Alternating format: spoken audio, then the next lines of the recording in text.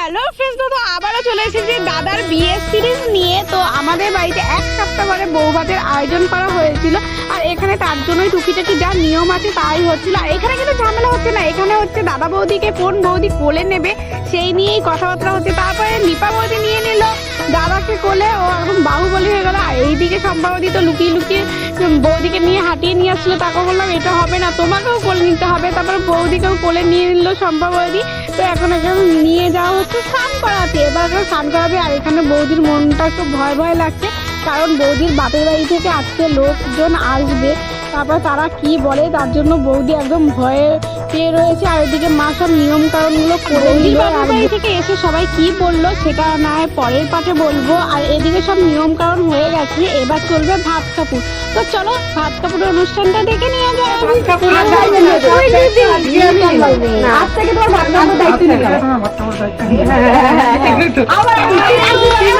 আর কি কি হলো নেক্সট পার্টে তোমাদের সঙ্গে শেয়ার করবো। এখনকার মতো টাটা, দেখা হচ্ছে অন্য কোনো মিম ব্লগের সঙ্গে।